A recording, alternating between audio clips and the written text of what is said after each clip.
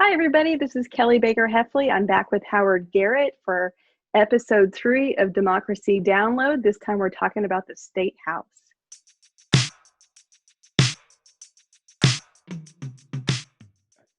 Hey guys, this is Howard, and we, like Kelly said, are about to talk about the State House. So let's get started, Kelly. Yeah, I love this topic, Howard. As you know, I love talking about different kinds of government and levels of government and how they all work together. So we just finished up the 111th General Assembly. It is adjourned for the year. So our state house, like most state houses in the United States, is bicameral, which means that it's two chambers. There's a state Senate and a House of Representatives. Yeah, so like the state Senate for state of Tennessee has 33 seats, and then the State House has 99 seats.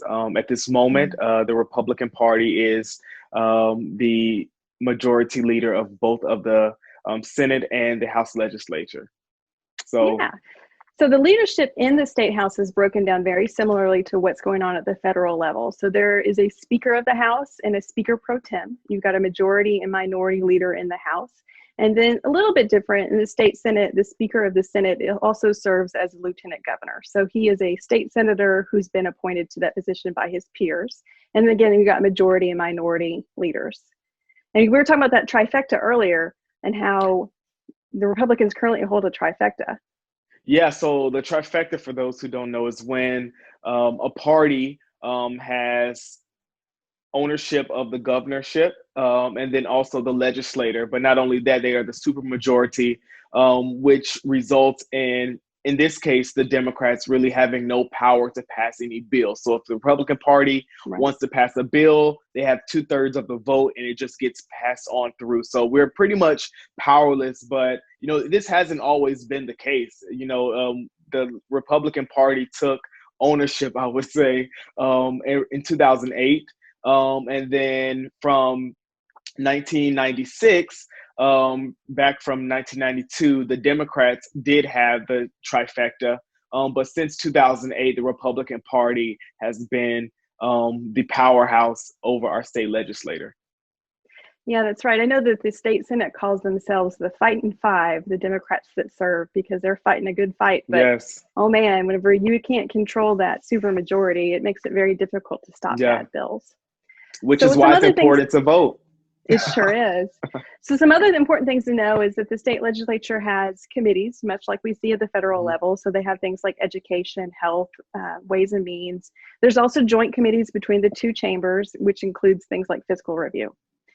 So one of the important things that we were talking about earlier as we were getting ready is the impact of pay. Do you remember how much a state legislator makes to serve? Yeah, so they make about 26,000 a year. Very unfortunate. We were talking about earlier how the common person can't live off of $26,000 a year, and running a campaign is so expensive. And it's like, I thought about this multiple times when running for office. It's like, I can't live off of $26,000 a year. Right. And it's unfortunate because you won't have that type of representation of someone who you can, relate to, that's representing you. You either have to be well off, a business owner, or, you have to have some great savings. But, Yeah.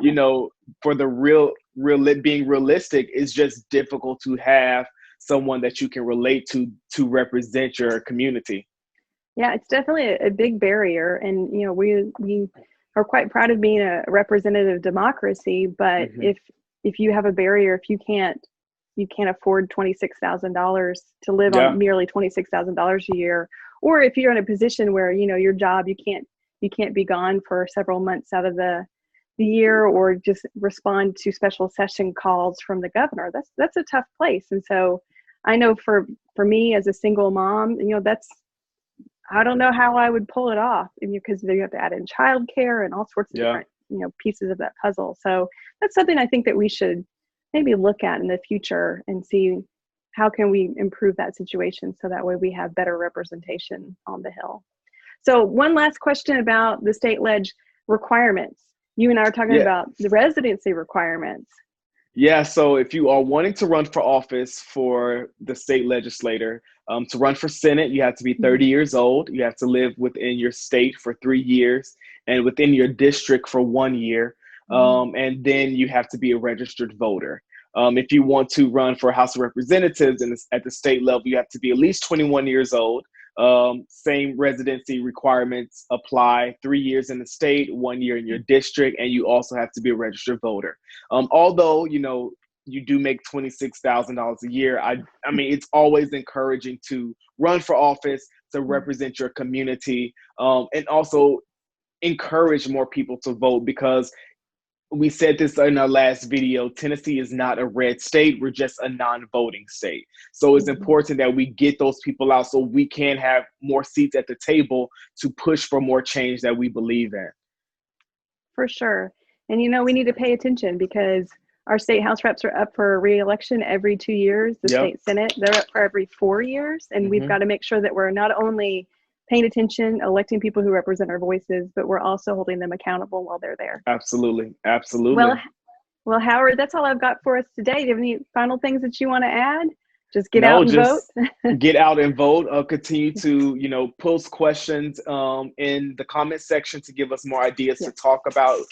Give us homework so we can do the research to bring it back to you. And we will see you next time. Yeah, thanks for joining us, guys. We'll see you soon.